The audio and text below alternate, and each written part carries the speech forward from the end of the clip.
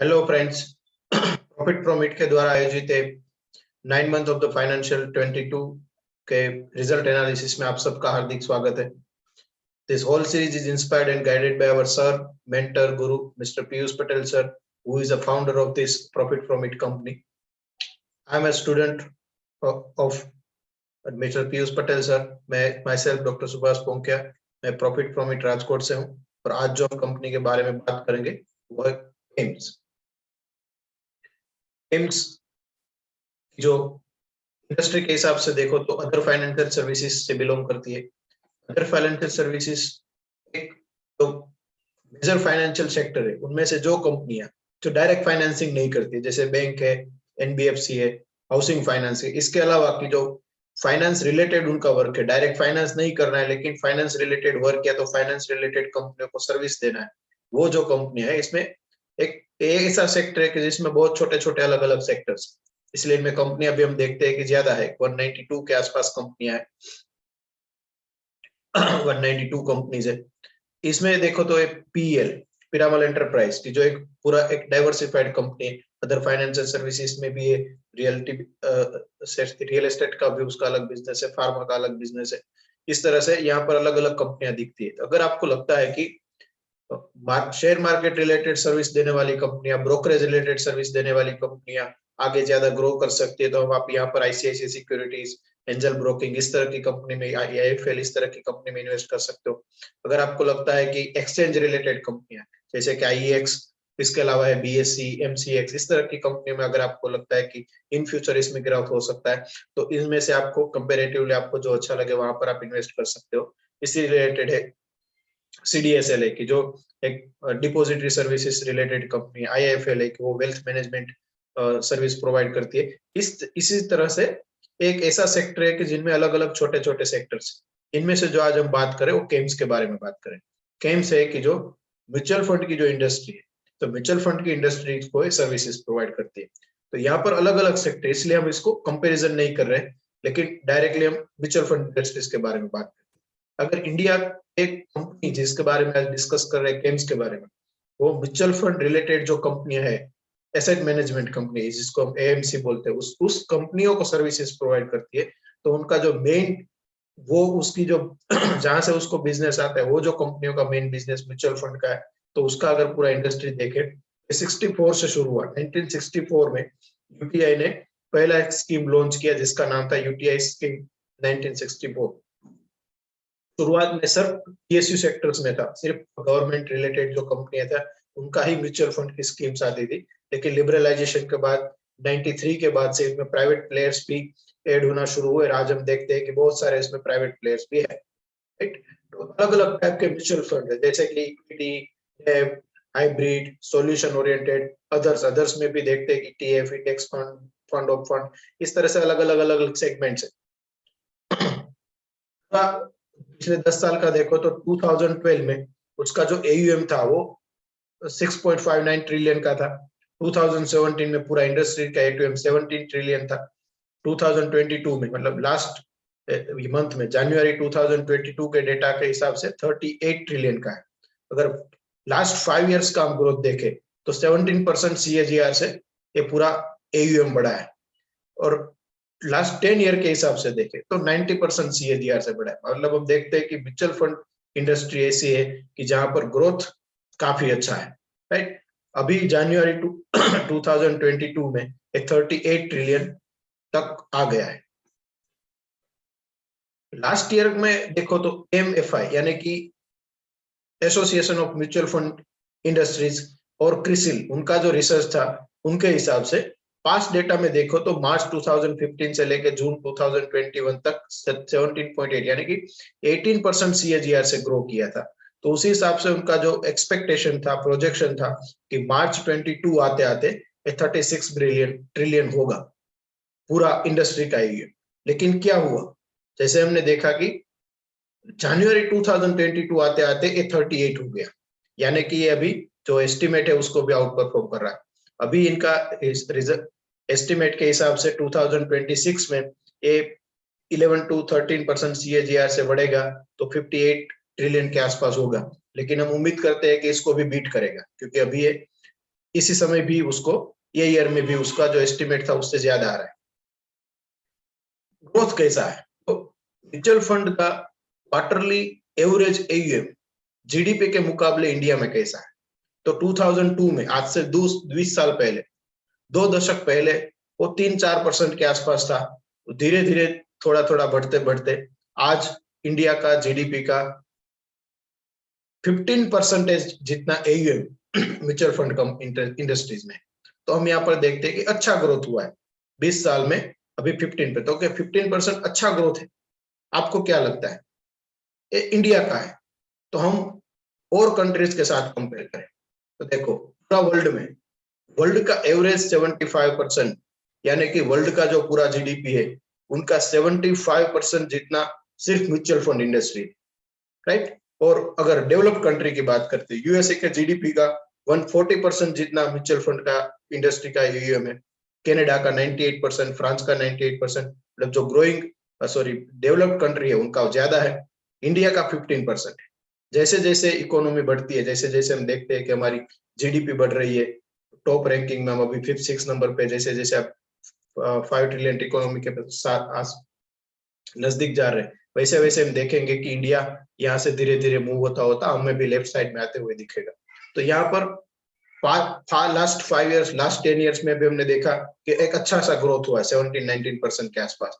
तो और फिर भी अभी भी हम वर्ल्ड की एवरेज से बहुत ही पीछे है, राइट। तो इसीलिए हमें उम्मीद है कि यहाँ पर ग्रोथ अच्छा दिखेगा।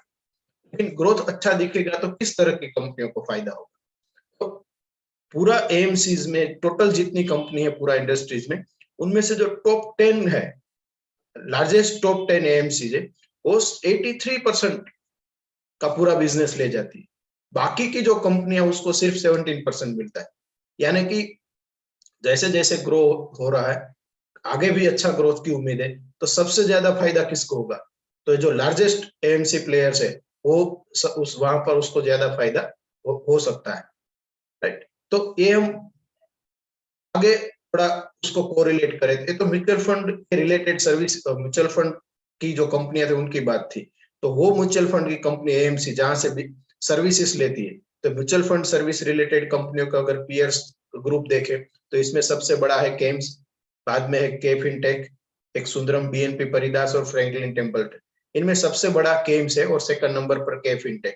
अगर हम सिर्फ ये दो कंपनी का अगर कंपैरिजन करें तो भी तो लास्ट ईयर फाइनेंशियल 21 में 700 करोड़ का सेल्स किया था। के फिनटेक अप्रोक्सीमेटली 480 करोड़ का सेल्स किया था। केम्स ने 205 करोड़ का प्रॉफिट किया, हालांकि फिनटेक ने 65 करोड़ का लॉस किया। ऐसा क्यों हुआ?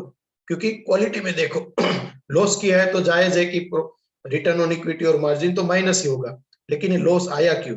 क्योंकि ये कंपनी डेट बर्डन है, 92% का डेट टू इक्विटी, मतलब काफी कर्जा है कंपनी पर। हालांकि केम्स इसके कंपैरिजन में देखो तो डेट फ्री कंपनी। तो यहाँ पर हम देखते हैं कि सेल्स प्रॉफिट में तो ये कंपनी नंबर 1 है ही, और मार्केट शेयर में भी नंबर 1 है, लेकिन क्वालिटी पैरामीटर्स में भी केम्स सबसे बड़ी अच्छी कंपनी यहाँ पर हमें उभर कर आ रही है। केम्स का अगर हिस्ट्री देखो तो म्यूचुअल फंड इंडस्ट्रीज का जो registered and transfer agent RTA है, उनमें से 69% पूरा एयूएम का 69% सिर्फ केम्स को मिल रहा है, यानी कि लार्जेस्ट म्यूचुअल फंड कंपनी की सर्विस प्रोवाइडर कंपनी है। उनका अगर बात करें तो largest mutual fund company, largest जो एएमसी है, उनकी जो टॉप 5 है वो 5 कंपनी है कि जो केम्स से सर्विस लेती है। और लार्जेस्ट 15 कंपनी की बात करें, लार्जेस्ट 15 में से 10 कंपनीज है कि जो केम्स से सर्विस लेती है।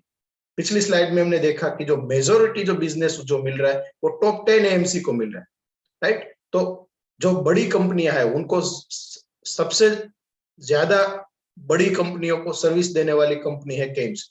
तो जैसे जैसे इंडस्ट्रीज का ग्रोथ होगा, बड़ी एएमसी कंपनी को ग्रोथ होगा, तो उसी हिसाब से हम केम्स में भी एक स्टोरी कंटिन्यू होते हुए देखेंगे। केम्स का अगर म्यूचुअल फंड सर्विसेज इस तरह से देती है तो अलग अलग जैसे कि service aggregator, business enable, knowledge partner, customer care and investor services, distributor services, transfer agency services, इस तरह से अलग अलग सेगमेंट के हिसाब से सर्विसेज देती है। और म्यूचुअल फंड के अलावा भी उनकी कुछ डाइवर्सिफाइड अलग अलग सर्विसेज है, जैसे कि ऑल्टरनेटिव इन्वेस्टमेंट फंड की सर्विसेज है, वो केम्स के नाम से चल रही है। इलेक्ट्रॉनिक पेमेंट कलेक्शन का सर्विस है, वो केम्स पे के नाम से चल रहा है। इंश्योरेंस रिपोजिटरी और का सर्विसेज है, वो केम्स रेप के नाम से है।